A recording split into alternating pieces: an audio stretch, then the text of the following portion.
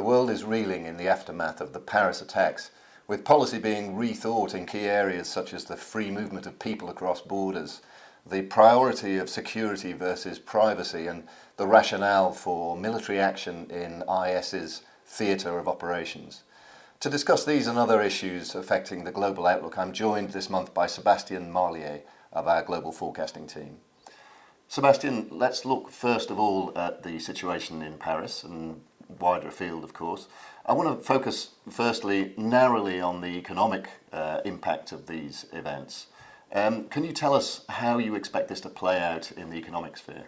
Yeah, you're right to raise this issue of the economic consequences, because the typical channel through which this type of attacks can have an impact on economies is through tourism.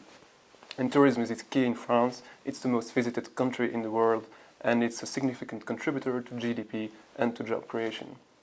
In addition, France's economy is in a pretty poor state at the moment. It grew by 0.3% quarter on quarter in July-September, having stagnated in the second quarter of the year, and investment on an annual basis has been contracting for 7 consecutive months. So overall, the French economy cannot afford a further dent in business or consumer confidence. But the good news then is that at the moment we don't see these attacks having a significant impact on the broader economic situation in France, if alone beyond. So the reason for that is that the leaders in France and all economic actors seem to be convinced that we can continue business as usual on the economy. An early indicator of this has been the capital markets. French equities have done pretty well in the immediate aftermath of the attacks, and the authorities are also doing business as usual on key events like the COP21 meeting on climate change or the European Football Championships, which are going to go ahead. So like for the Madrid events in 2004 or the London events in 2005, we may see a small drop in tourism activity in the near term, but overall the wider impact will be limited. The same can be said for public finances in France. They're already in a very poor state, and you may see a bit of additional spending at the margin on security issues or on foreign intervention in Syria, but France was being pretty lax anyway, and so this is not fundamentally changing our forecast. And so we would perhaps change our perception if more attacks were to take place in France or beyond, and if this would really start denting confidence in tourism and in other sectors. But at the moment, we remain pretty sanguine about the economy, and we're not changing our economic outlook because of the attacks. Okay, thanks. So the thing to focus on there is, as long as we don't see more attacks of the same kind, the group apparently operating with impunity in other Western countries, the economy should be okay. Exactly. Let's turn then to the political ramifications here. I mean, France is in its own electoral cycle, but further afield, of course, there have been major shifts, I think, in alliances and viewpoints on international relations. So, can you tell us a little bit about that? Let's start off with France and then move out further afield. Yeah, certainly. So, as you said, there are 3 areas that are important here. First, the French domestic politics. Second, the EU political dynamics, and third, the international relations and the response to the situation in Syria and Iraq. So in terms of the French domestic politics, we think that the current mood of national unity and the perhaps positive impact on approval ratings for the President François Hollande will be very short-lived. In fact, these events will put at the center stage of the political debate issues of security, which tend to favor center-right parties or even far-right parties, which are seen as more credible on those kind of issues. More importantly, we're at the moment in a situation where we have local elections coming up next month, and where the far-right party, the Front National, is already in a very strong position. And with these issues of migrations, of border controls, and the type of fears that play into the hand of the Front National at the center stage of the debate at the moment, they could do pretty well in these elections. We haven't changed our forecast for the 2017 presidential election, and we still don't think that the FN could win those elections. But it's certainly going to move the debate towards FN type of questions and encourage mainstream parties to adopt FN type of policies on issues like security, border controls, and so forth. So that's for France. But where we're most worried probably at the moment is the EU.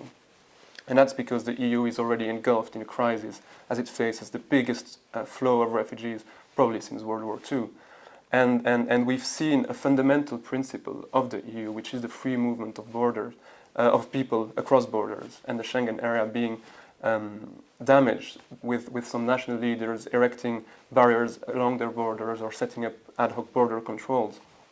And we think that the current crisis, if it is perceived as an impact of the current crisis and of the current refugee and migration policies of the EU, that it could then exacerbate these kind of trends and accelerate the slow but inevitable movement within Europe towards a less uniform set of relations between member states, and perhaps eventually the end of the free movement of people within the EU. So that's definitely a key concern at the moment.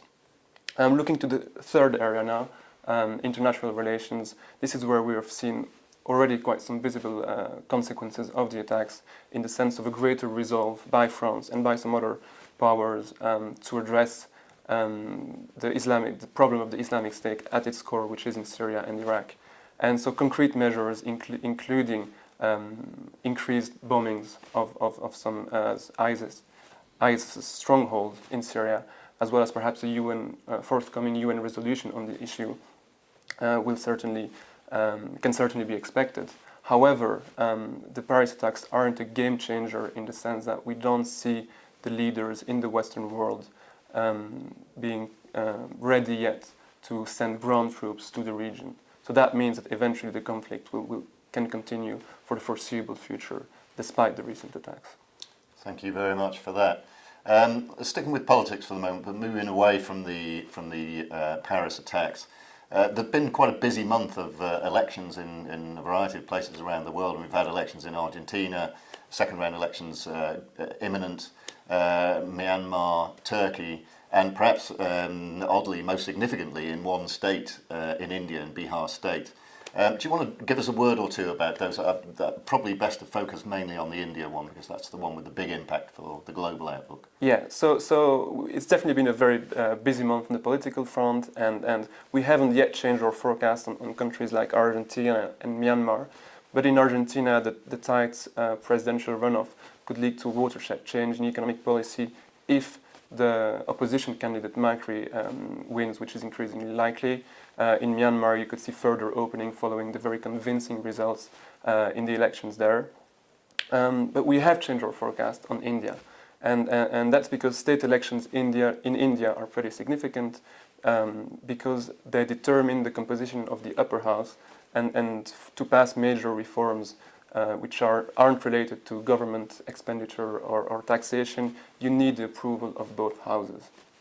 And the elections in Bihar have been a major setback for the Prime Minister, Narendra Modi, and his ruling party, the BJP. And so this is why we have revised our forecast. So the implications are really, first, that the buzz and the kind of excitement around Modi now definitely seems to be over. In fact, Modi's credentials and his party's credentials as a reformist party have been damaged during the campaign, because the BJP has seen favoring its political platform of Hindu nationalist policies over economic policies. And this really has hurt its reputation. On the other hand, opposition parties have been galvanized by this victory, and they may gain strength in not only by trying to obstructing policymaking in the lower house, but they will also feel stronger in upcoming state elections in other states. So put together, all these issues means that we now expect slower policy reform in India in the coming years, and in turn, slower economic growth. So we have shaved our medium-term forecast for India, and we now expect that economy to grow by about 7.3% a year on average in 2016 to 2020. So of course, that's still a very comfortable position to be in. And in fact, India is overtaking China this year in terms of its rate of growth, and the Indian economy will grow faster than the China one, which is in structural decline throughout 2016 to 2020. But that rate of growth will still be lower than potential. It will be much lower than the trend growth of India before the financial crisis. And it means that India will not take the place that China had as an economic powerhouse for the world. India's economy is still 5 times smaller than China's, and at that kind of growth rate, it won't become the new economic powerhouse of the world.